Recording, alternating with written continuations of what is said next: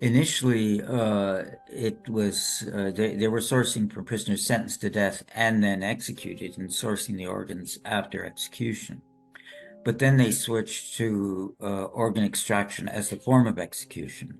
There was a number of things happening simultaneously. One of them was the shift from socialism to capitalism, which meant that the government was withdrawing money from the public sector, including the health sector, and expecting what was once financed by the public sector to raise money through business. And so hospitals began selling organs and while charging for health generally, but certainly charging for organs. And what they found with organs more than anything else was there is an inexhaustible demand globally, and people willing to pay high prices on demand. And what China could offer, which no other country could, is advanced appointments, organs on demand, because they just had this supply of prisoners that were sitting waiting to be executed.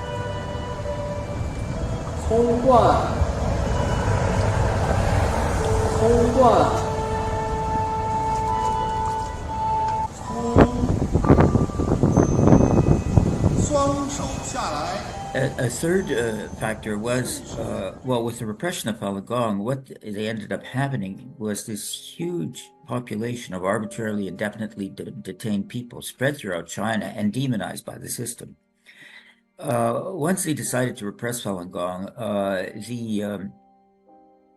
you could escape the repression just by recanting, renouncing, denouncing, and many Falun Gong practitioners did.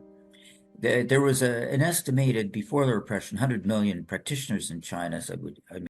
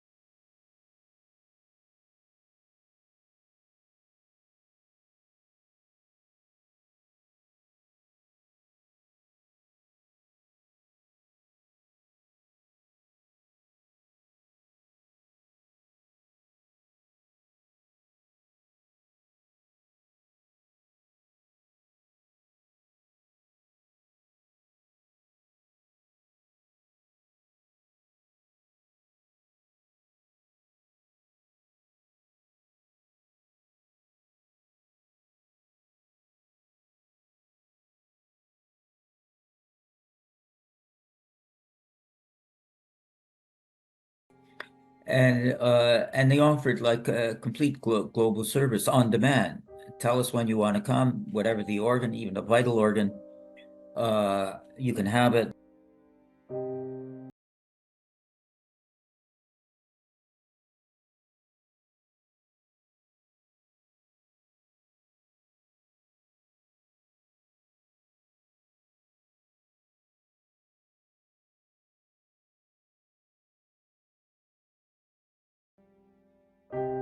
Despite the gravity of the harm and the systematic nature of the harm and the state institutionalized and organized nature of the harm, there hasn't really been publicity about the atrocity commensurate with the scope of the atrocity.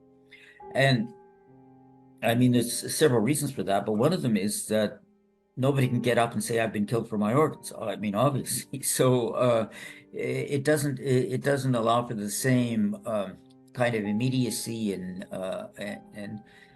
And you can't actually see it the way you can see a lot of other atrocities. I mean, a lot of other atrocities, you just see the bodies all over the place, and so it's very easy and visible. Or you can talk to somebody who says this has happened to me, and that's also very immediate. But we've never been able to do that with this type of atrocity, because what you're dealing with is a prison, which is a closed environment, a hospital, which is a closed environment, records which are not accessible, witnesses who are all perpetrators. So it's very difficult to get the immediacy, the victimization, and this fellow Cheng provides it because he can say this happened to me. The advantage of Mr. Cheng, I mean, it's easy for them to dismiss what he says. I mean, they dismiss everything that people say.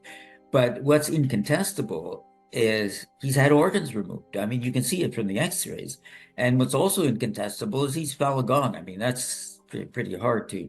So it's a very simple and visible story.